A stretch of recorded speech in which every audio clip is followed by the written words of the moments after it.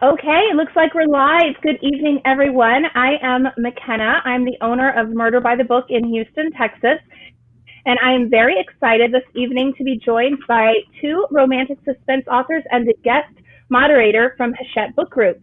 So I'm going to go ahead and introduce, and then I'm going to go away and let them chat. If you have any questions, I'll be monitoring the comments. There's no dumb question. Pop them in there, and we'll get to them in a little bit. But for now, I'm going to go ahead and start the introductions. Christie Craig is the New York Times bestselling author of 39 books. She's an Alabama native, a motivational speaker, and a writing teacher who currently hangs her hat in Texas. When she's not writing romance, she's traveling, sipping wine, or penning best-selling young adult novels as C.C. Hunter. She's here today to talk with us about her newest Texas justice thriller, Don't Look Back. Hi, Christy. Hi, how are everybody? Good to see you. Good to be here.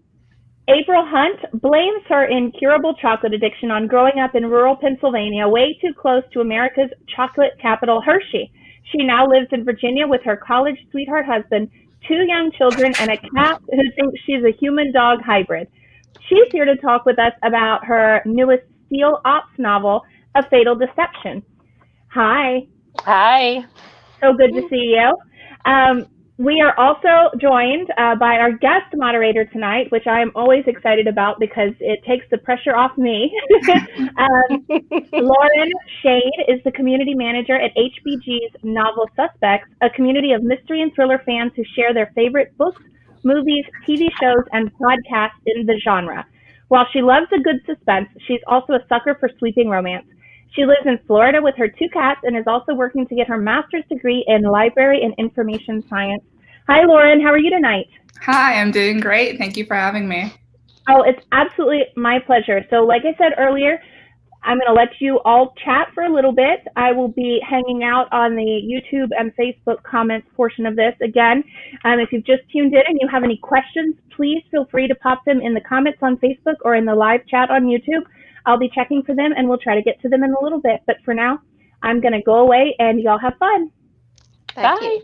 Bye. Hi, so we're thrilled to be hosted by Murder by the Book in Houston, Texas. Don't forget to head over to Murder by the Book's website for information about ordering their books and their awesome subscription box for crime readers. And don't forget during the conversation to post questions and talk alongside the conversation.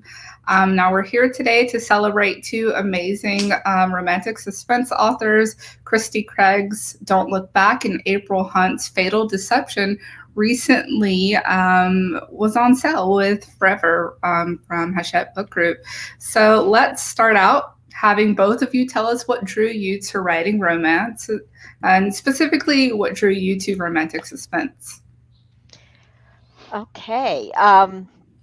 I guess I'll go first. I think that writing romance, I think it was my first marriage that drove me to writing romance.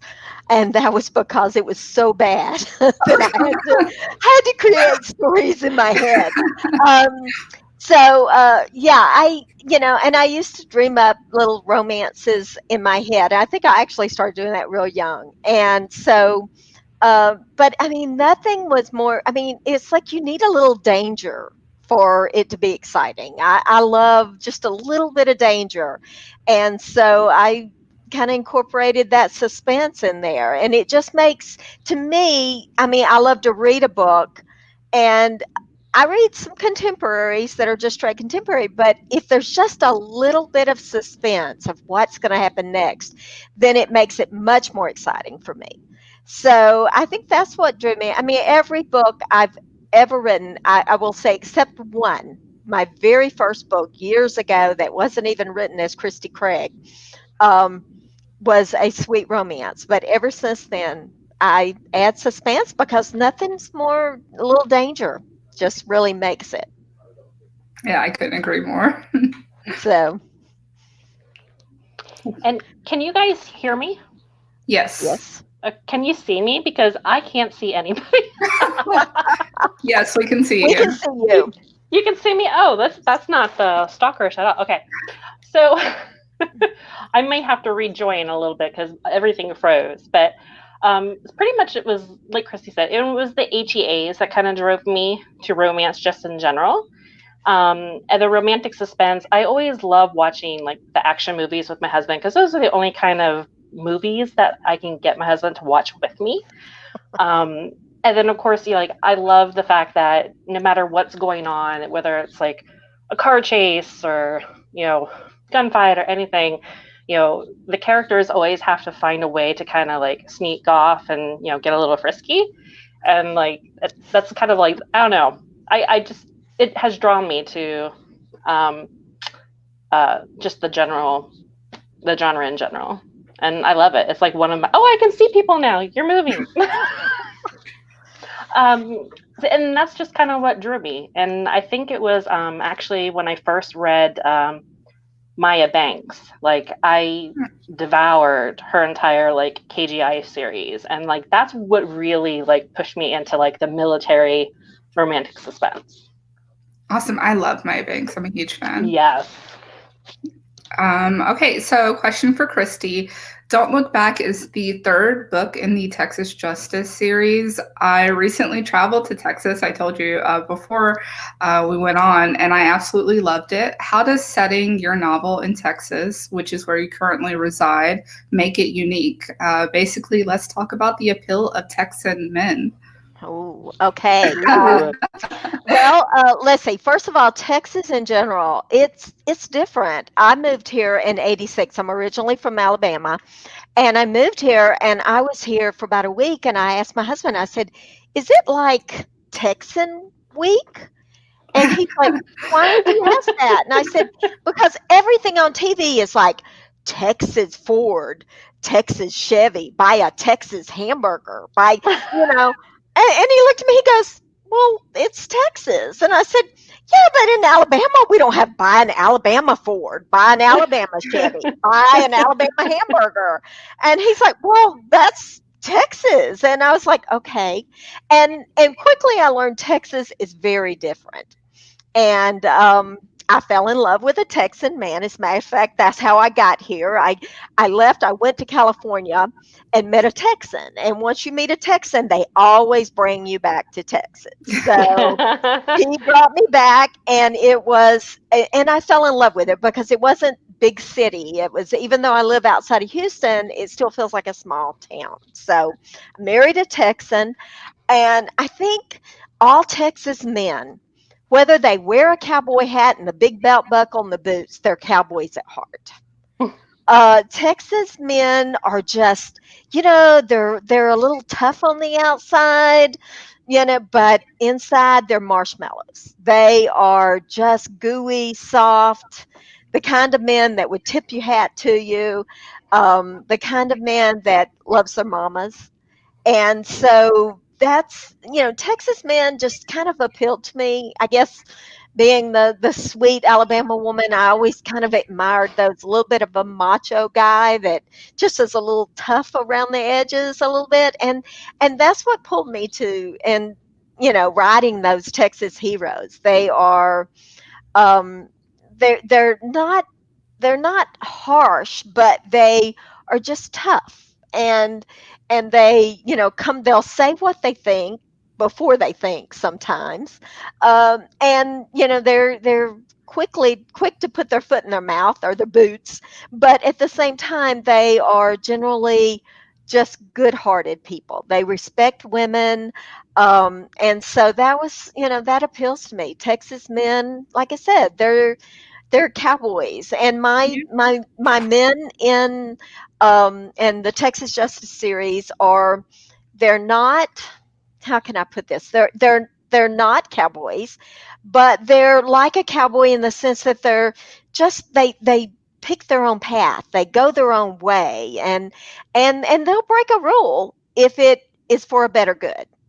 And that's Awesome. the way these Texas guys. I mean, Connor, and I believe that Connor is by far my favorite book so far. This book is, and my hat, as you'll see, is the FBI. I wore it not just because of COVID hair, but because my heroine is an FBI agent. So this is in honor of her. And so Connor is, and by far, I think this book has got a little more humor in it. And so far, I've read a lot of the reviews, and I get this a lot, that it's got a dark theme to it, but it's fun and it's humor. And I think, that comes from the characters in this book. Both of them are just, they see life a little differently. That sounds like, honestly, the perfect recipe for a hero. So exciting to know. So next up, we have a question for April.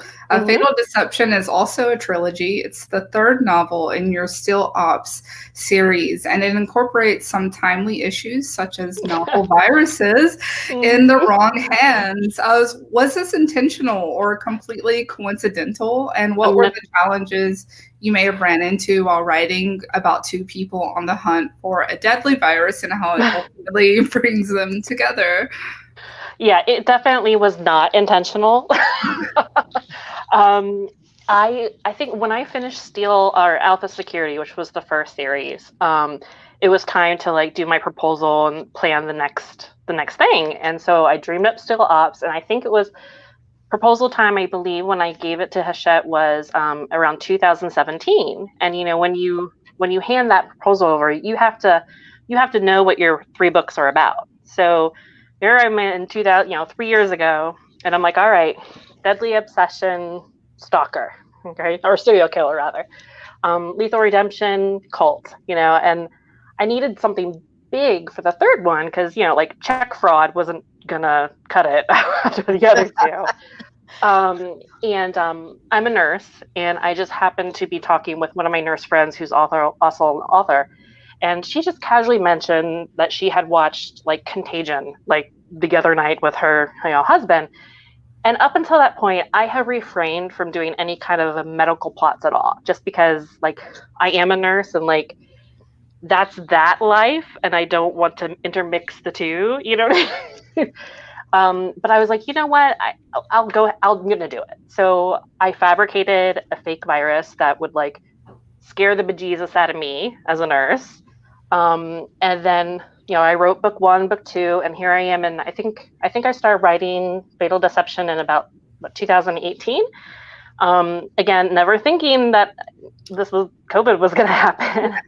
And when COVID hit, it was written, it had been through edits, copy edits, production, it was done, and just like everybody, COVID kind of took me by surprise. And I went through that, I worried about what I was going into to work each shift. And, my colleagues, my nurses, my nursing friends and family who weren't anywhere near us, and it didn't take long for me to kind of become very COVIDed out. And I knew that if I was feeling this way, other people were feeling this way. And here I was, because we went on lockdown in March. Fatal Deception's original release date was June. And I was like, I can't. And I went to the ladies at Forever, and I was like, I can't do it. I can't do it in June. It was done, but I just couldn't. I couldn't compound that because I knew that they're just like me. There are other people that are having a hard time with this. And they were great. They pushed it to November and hoping that we were going to be out of this. But luckily, even though I do romantic suspense and it is like a virus plot, people who have read it so far have, seen to that it focuses a lot more on the romance and the relationship. And it's kind of like the back plot of the virus is just that. It's kind of like that back plot. But yeah, I know people ask me that all the time. Because I've seen some that are specific to COVID, and I'm like, dude, my crystal ball failed. I never in my wildest dreams. Yeah, well, I don't think anyone could have predicted 2020. So no. yeah, not at all. So thank you for sharing. So, Christy, back to you. There are some darker themes in your novels and in romantic suspense in general. So, how do you keep the light and fun and sexy aspects of your books while balancing these darker themes inherent to suspense? Well, first of all, I think the humor comes from the characters. So no matter what's going on, if your personality is to look at life a little differently, I think that comes out. Second of all, I think anytime I write about people falling in love is supposed to be fun. And I don't care what situation you're in, it's still that fluttery feeling that you get when you just start feeling that romance and that love and that connection. It makes you feel good and it makes you want to smile. And so I thought, um, no matter what book I write, there's got to be some humor in it. But if it's really a romance, there's got to be that fun, and they've got to see life a little differently. And so that's the way they came in. I mean, the humor comes from them, the way they look at life and the way situations happens. And a crazy example is when Connor is at Bree's apartment and she's not there and somebody has broken in and he goes in and she has a cat. And the cat, actually, somebody else comes in and this cat is almost feral and it runs out of Bree's apartment. And he hates cats. He does not like cats. But yet now he's got, so first thing he thinks is, it gave a whole new meaning to chase and tell because this cat just goes out.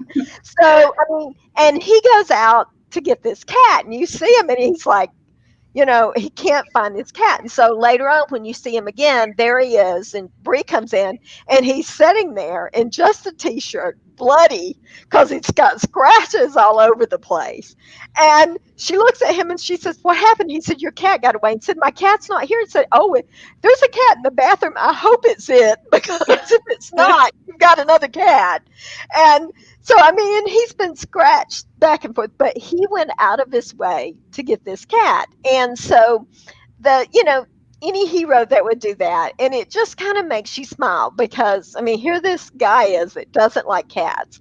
And what all will he do to save this heroine's cat? Because he knows she loves the cat. So, the humor comes in the human situations, no matter what situation we're in.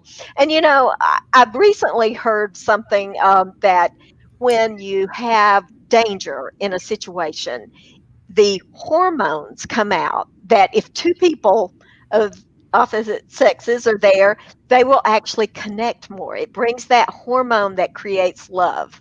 So what better way to have somebody fall in love than in some dangerous situations? So Awesome. Well, honestly, it sounds like you really, really love your characters, which is always amazing to hear.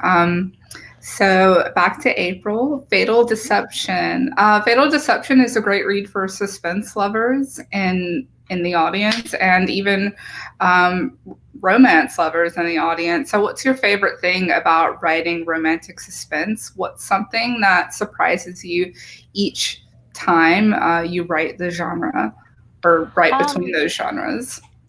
I think really each book starts differently. Like I might focus like one book, like Deadly Obsession. I knew my character, my heroine first before anything, before I knew Steel Ops, before I knew where they were, anything. And it kind of revolved around her. And then with the second one, it revolved around the plot, which was like the cult, and the story kind of bloomed from that. And then the third one, it was my grumpy hero. So every book starts a little differently, and then it just kind of blooms out from there. And then romantic suspense, like I said, I like writing like that high stakes because it gets your adrenaline pumping, and like Christy said, that adrenaline rush, kind of leads for those high emotional, aspect too.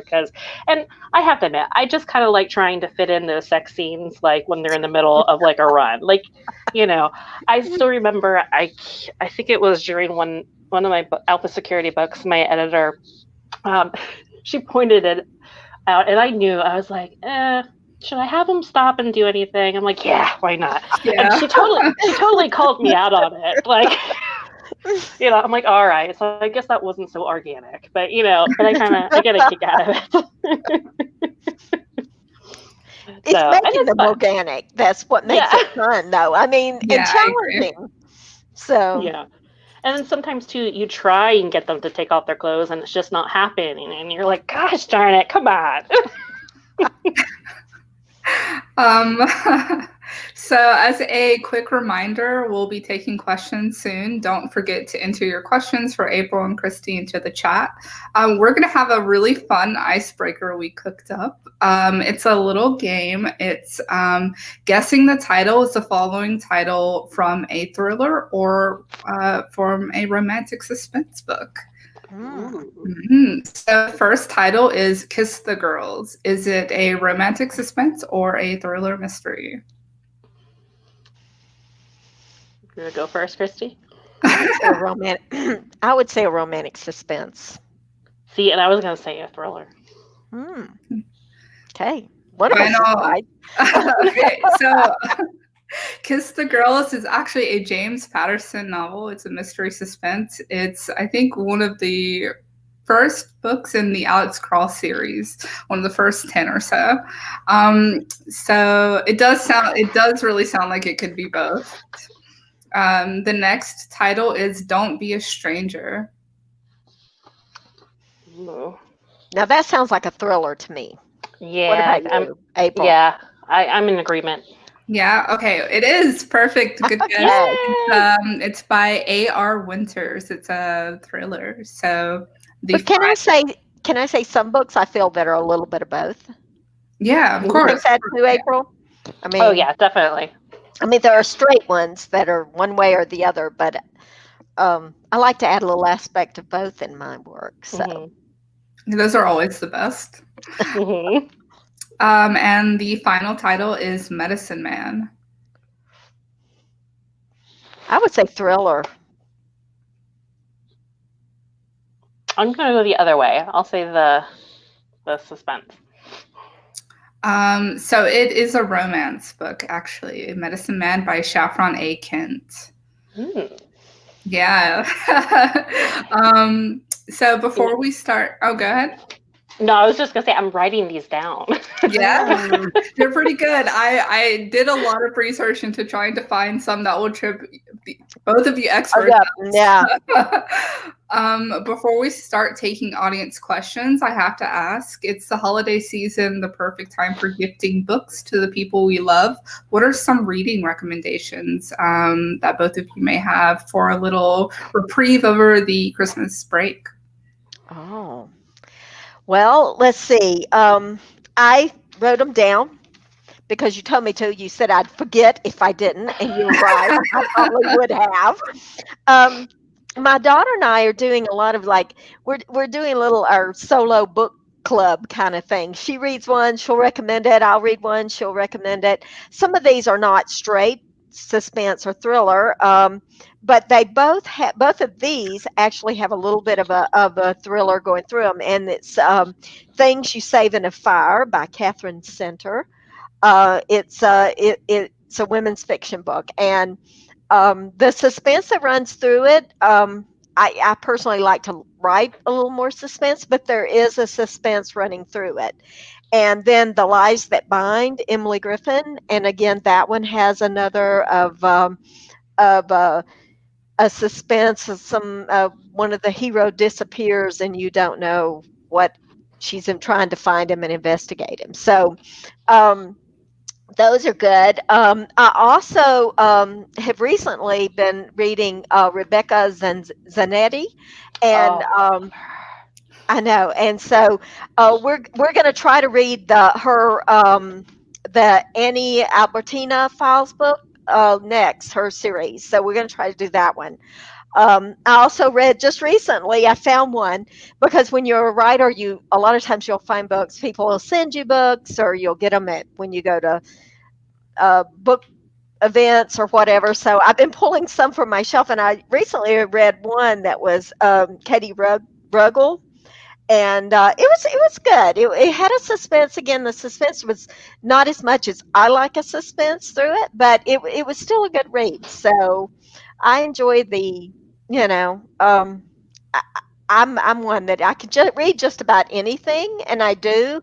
I read a lot of young adult books, and I read some nonfiction, but I'll read across the board. But those are some that just kind of have recently been on my list. So. What Thank about you for you? sharing. Yeah. So I recently read, I guess it was a couple of months ago. It was The Madness of Sunshine by Nalini Singh. I think it was one of the first foray into that she deviated away from paranormal, and it was great. It takes place in a small town, I think in New Zealand, and it revolves around a serial killer. And it's one of those ones where you kind of like, you read it and you're freaked out, but you keep reading. And I'm not ashamed to say I had to turn lights on as I'm reading it at 10 o'clock at night. But then like a couple of pages later, you're laughing, so it was great. And then like going into like the military suspense, I'm always a sucker for like Lori Foster's she's great. the Men of Honor series. They're not the typical military romance heroes, they're mercenaries, and so like they have like this hard edge to them, like they'll do the right thing, but if the price is right, kind of thing, you know what I mean? So, and it's kind of a rogue. It's a nice change. Yeah, exactly. But like in like romantic comedy, like you had me at Ola by Alexis Daria, and then like The Worst Best Man by Mia Sosa. Like I love those, and they're great. Like anything that they write is just great. And like those are the ones that kind of like stick in my head like the most, and the most recent. Awesome. And I'm just curious, what are you both watching right now? It's like Christmas, Suspense. I've been watching now Virgin River. Have any of you watched that? Oh, I watched that. I watched the second season in I think like a day and a half. I know. It's like, it's fabulous. I finished Justified, and going back and watching some of those old ones, that I didn't watch. Even Lucifer. I mean, we didn't watch Lucifer, so that was new to us, and we like binge watched it, like staying up till 2 a.m. So yeah, I mean, and normally and I don't know about you, April, but my taste has a tendency a lot of times to fall into what I also like to write, because I do write some paranormal, so I enjoy some of those. But I love the NCIS, Oh yeah, we watch those all the time. I watch all of those, and I even watch those 48 Hours and the Dead Files and all those. It's like, ooh, that's interesting. I mean, my husband says, and I'll tell my husband, I said, no, I can't watch the news. I want to watch something that'll help put me to sleep, and I'll turn it on to 48 Hours. He's like looking at me like, okay, this is, you can watch people about murder, but I go, yeah, but it's also, that doesn't bother me. It's politics that bothers me. So, very relatable. So anyway, but yeah, and I've been on, like, we watched like the NCIS and stuff also, and I've been on like a paranormal kick.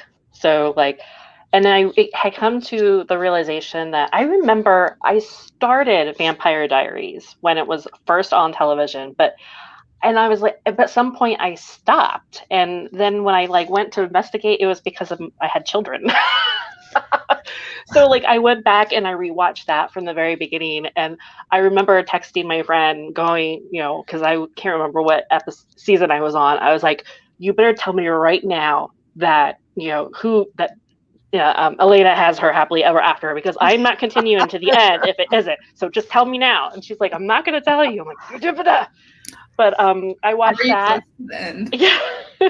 And then, I remember reading all the books when they came, when they first came out and stuff.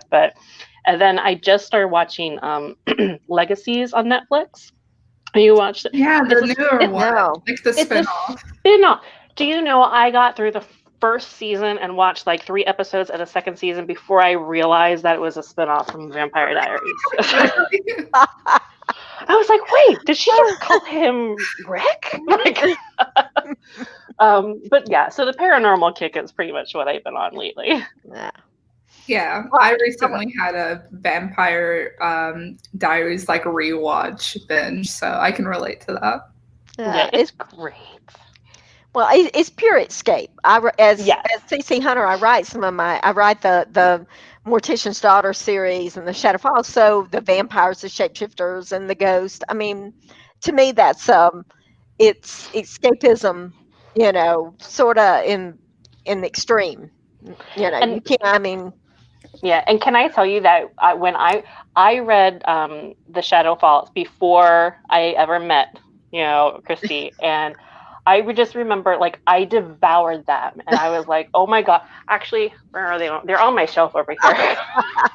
I remember reading them when I was. Oh my god! I younger. devoured them. Yeah, I devoured that.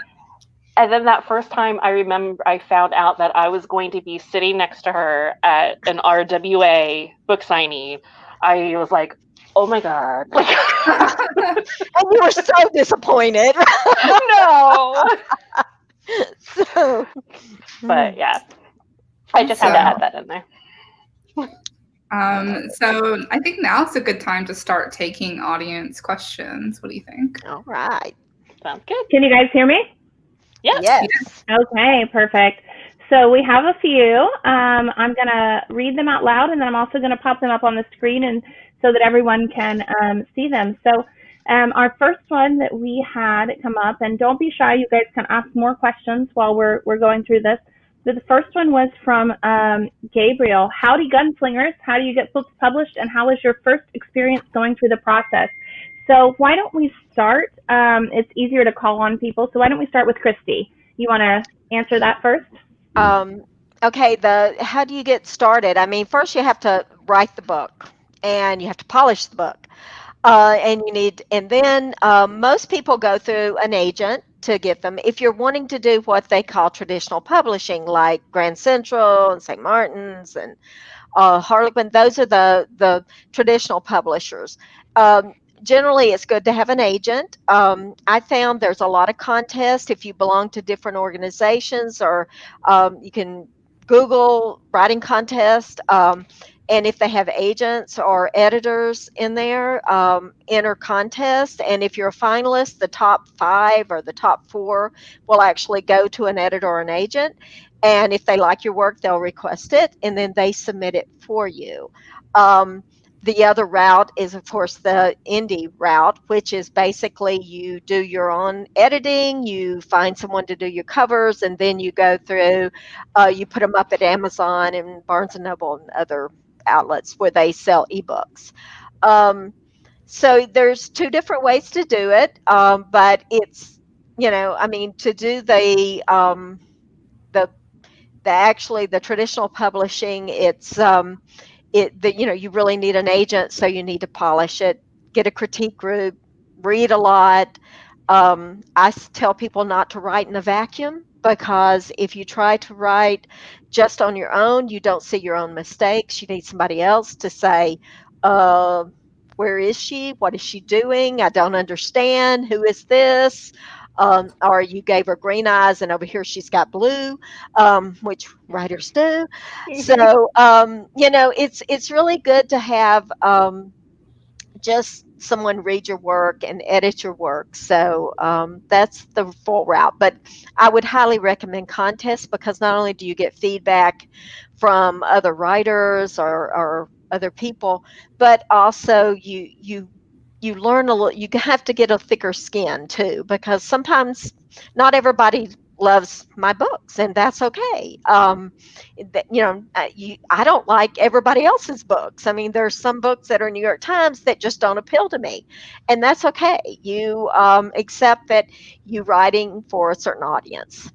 So, Yeah, and patience is a virtue oh, because I've always considered myself a patient person. Like I have to be, especially with being a nurse. But learning, especially with traditional publishing, you need to learn like patience. Everything moves like at a slower pace. It doesn't, you might want to go, go, go, but it's not going to happen. right. All right, so we're going to move on to Shannon has a question specifically for April. So I don't know how much. Well, we're cutting off April with that, so I'm going to just read this one because so we can see you. All right. She says she loved your most recent book and your shout out to fellow nurses.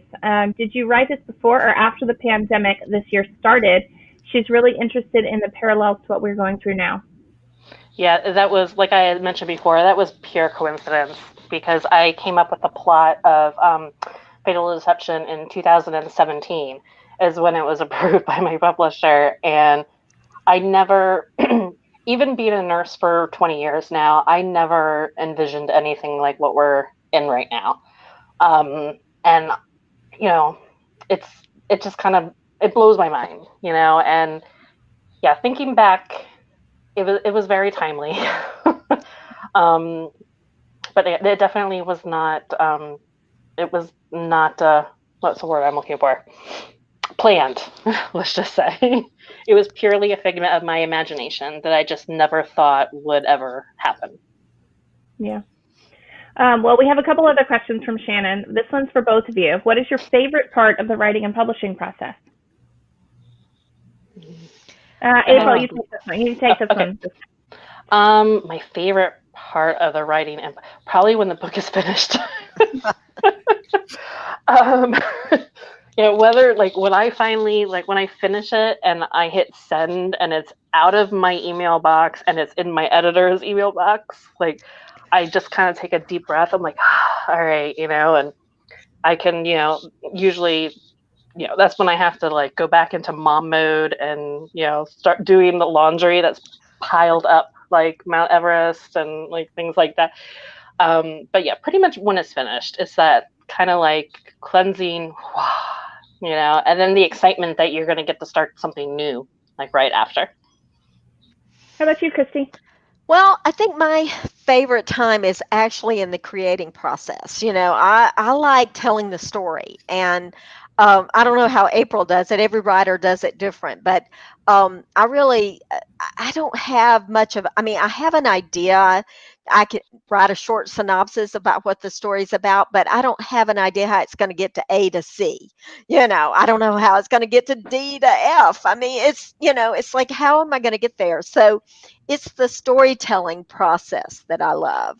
I know some people who love doing the edits, and I'm like, no. I hate doing the edits. I hate rereading it because that's not the creative process. I love it when I'm sitting there and I got my hands on the computers and I'm writing and something happens I didn't know was going to happen, and I went, oh wow, I didn't know that. Mm-hmm. And what's scary is when you go back to foreshadow it, you found out you did, and it's like, how did I know? I didn't know that was going to happen. Like, But I'm a genius. I know, I didn't even know it. So it's that process of creating, and I think that's why it flows from us, is that because I am creating it as I go, my brain already know, okay, that's happened, and so my brain's going ahead and going, oh, now this can happen, and I'm not there yet. So when it happens, I'm like, oh, that's good. So that's my favorite. I'm stealing your answer because I like your answer better than mine. No, everybody has their favorite part. Like I said, I know friends who love that polishing. It's like that's when the good comes out of it. And I'm going, no, to me, I've already read that story. And so it's boring. I know what's going to happen then. It's that creating that I enjoy. Yeah. So, All right, so we're going to move on from Shannon and come back. She has another question, but we'll come back to it in a minute. So this one is actually from somewhere you'll recognize, from Forever. What is your favorite subgenre to read when you have some downtime? And Christy, you go first this time. Okay, we kind of talked about that. I love the paranormal sometimes. I mean, just to get away and it's a complete escape because, I mean, let's face it. I know that, people actually murder other people, but I've never seen a real vampire. So to me, that's the pure escapism of writing something like that. And I like romantic comedy, and I like, but I like something that's heartfelt. It can be funny, but I want to laugh and cry with just about every book I read, and every book I write, I want to make my readers laugh and cry. So I want something that, like I said, I do read some just straight contemporaries, but I admit I miss the suspense. It's got to be really something draws me to it and keeps me there, because to me, that's the suspense. Yeah. How about you, April?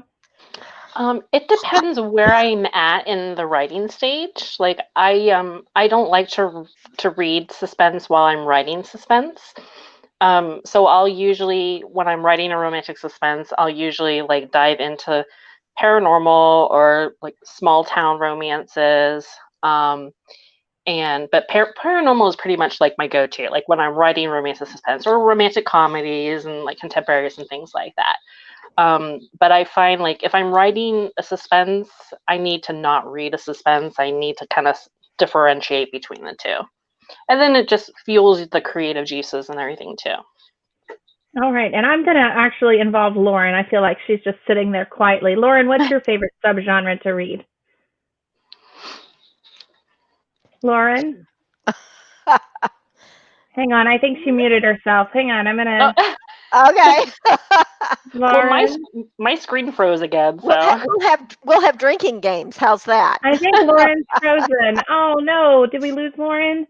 Lauren, if you can see us, go away and come back. All right. I thought she was being very still. Okay, hang on. Let's see if we have anything. Okay. Well, you know what? We're going to move on and hope that Lauren can see us and that she can go away and come back.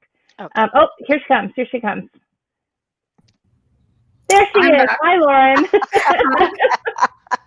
Excellent. It always happens. At every event, something happens. It's not a good event unless there's some glitch. So I was calling on you to ask you what your favorite subgenre to read was when you have some downtime.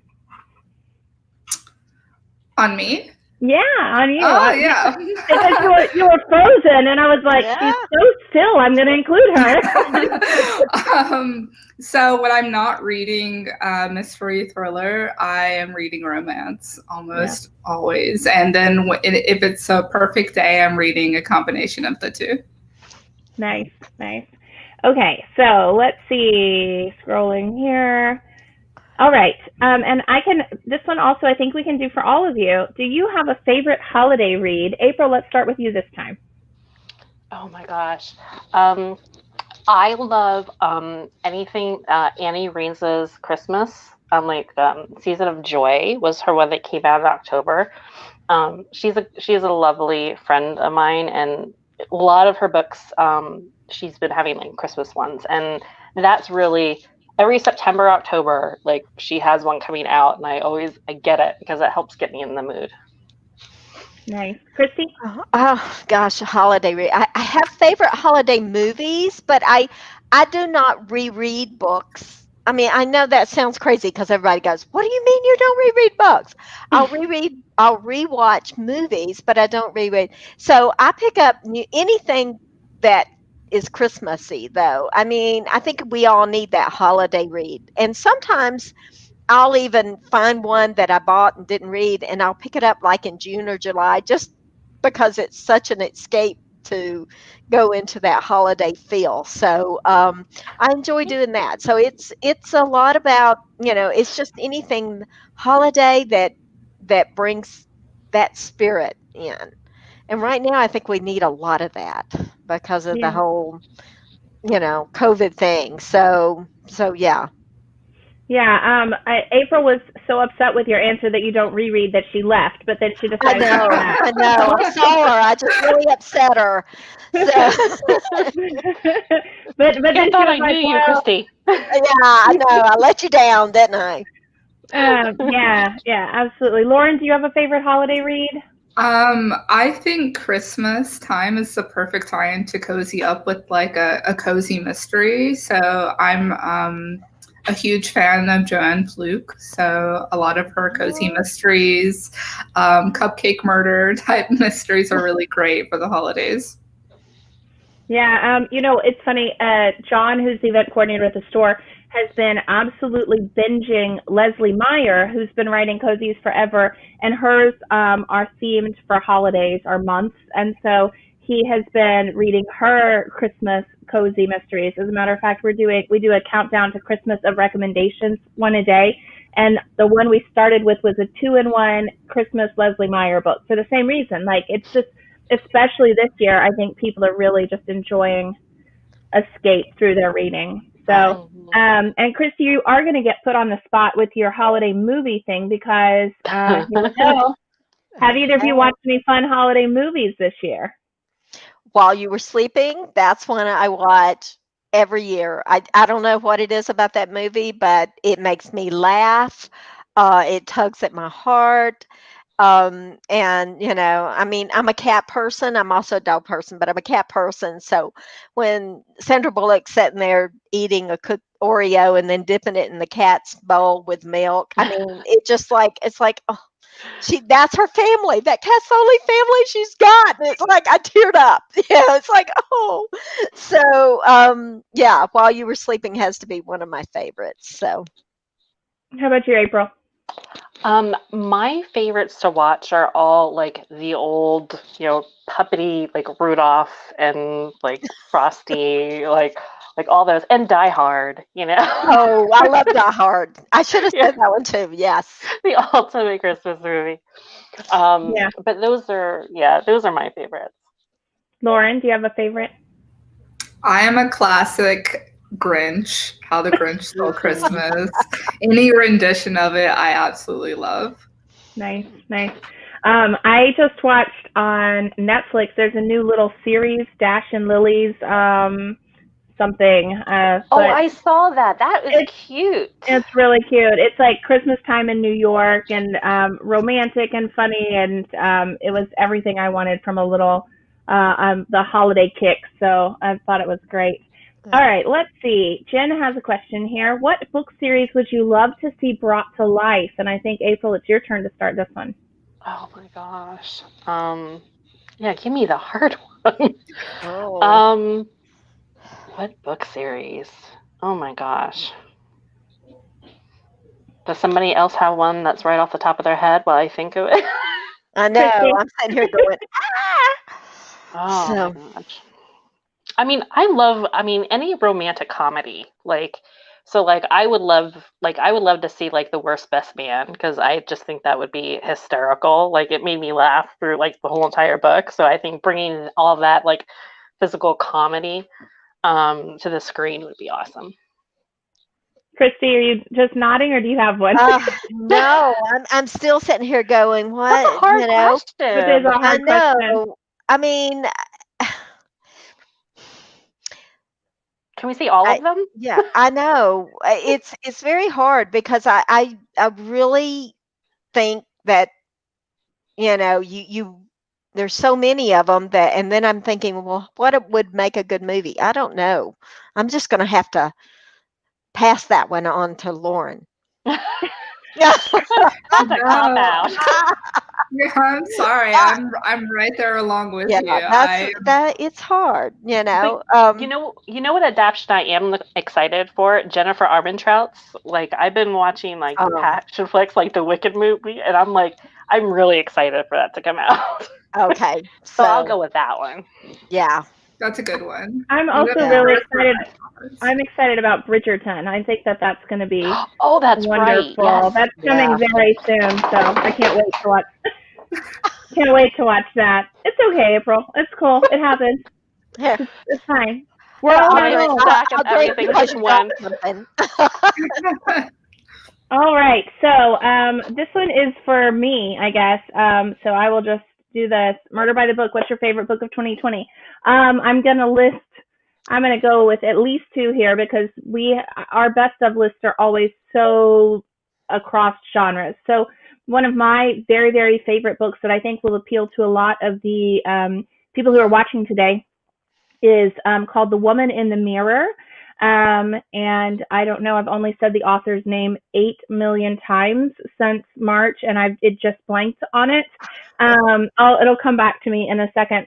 But it is everything you want from Jane Eyre, Rebecca, Wuthering Heights, like dogs howling at the cliffs, creepy twins, governess issues, all of that rolled into one. And it's actually written, it's a first gothic / mystery written by a woman who was a romance author. Again, I cannot believe I can't think of her name. I will look it up in just a second. And then if you want something completely different, we have been blown away by The Thursday Murder Club by Richard Osman, which is about a group of octogenarians in a retirement center who decide that they're going to solve a mystery. And Richard Osman is actually a famous British quiz show host and comedian, and he is so witty, and the book is so British and funny, and it has all the appeal of a classic golden age Agatha Christie, but with this kind of unique wit, and you root for the older people solving this mystery. So you cannot go wrong with either of those books. And again, I'm gonna look up Woman in the Mirror and come back to you on that because it's exceptional. So let's see. Those are two of my personal favorites. I will selfishly say that. So let me see, Jen, we have, I think we have two more questions. What is an upcoming book that you're excited to read? I think I was talking about the what's the name? Zantetti? I can't even say it now. Rebecca Zanetti.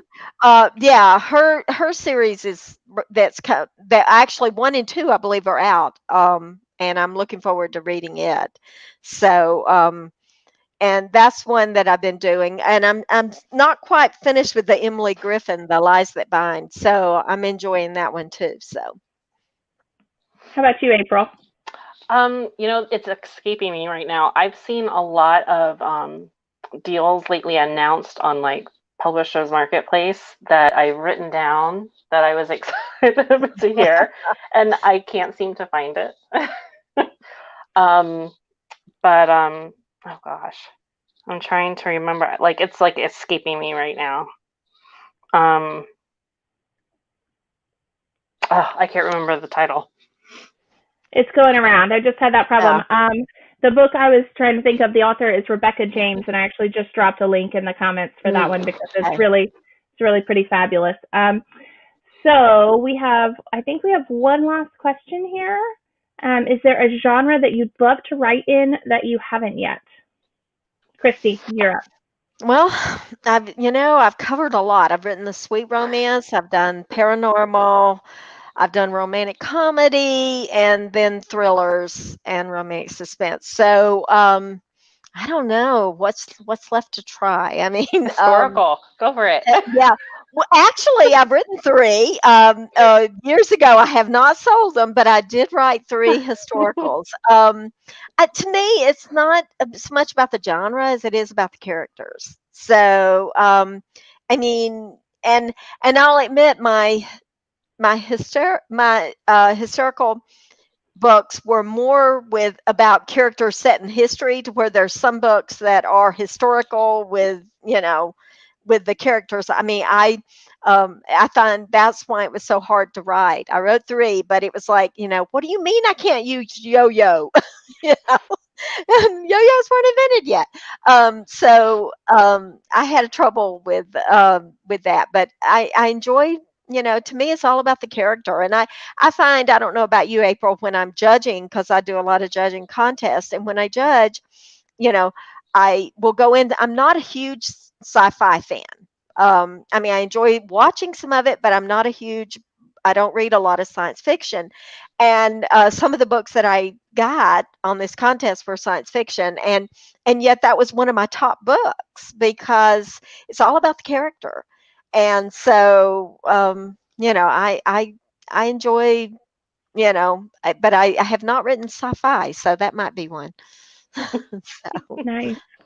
So I think we are rounding out our hour of conversation here. I'm going to send it back to Lauren for just a second. I think she had some some last remarks. Yeah, so before we go, what can readers expect from both of you next, and what's the best place for readers to find you online? Okay, I'm at Christie Craig, christie-craig.com, cchunterbooks.com. You can find me there. I'm online, Facebook. Check me out there. What's next? I'm actually writing right now Secrets of Sweet Mesquite. It's humorous suspense, but also has more of a Western kind of cowboy theme. So set on a ranch about three girls who had all have secrets. They come back into town and learn they are all half sisters without, didn't know it. So really sort of a ranch mystery suspense, but also with humor and a cute dog and a 6-year-old little girl. So. And cowboys? Cowboys, of course. Right. This one actually there's some that actually wear hats in this one. So Ooh. all of them wear boots though. All right, April, your turn.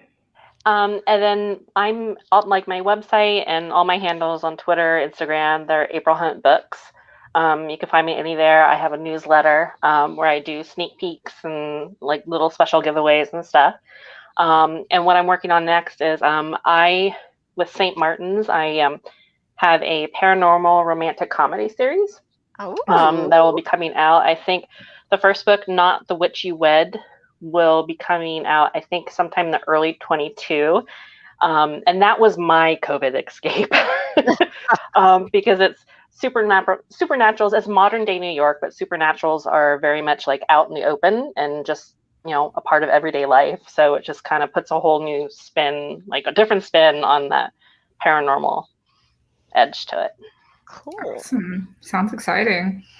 Well, thank you both for, sitting down with us. Don't forget to head to Murder by the Book's website to order Christie's and April's books. And please stop by Novel Suspects, www.novelsuspects.com for more recommendations in mystery and thrillers. And thank you again. Have a great night. Thank you for you two for hosting it in Murder by the Book. Thank you. Yes, thank you. Thanks so much, Lauren. It's been a pleasure. Thank you, both of you, and everyone tuning in. Have a great night. Bye. You too. Thanks, Thank you. bye.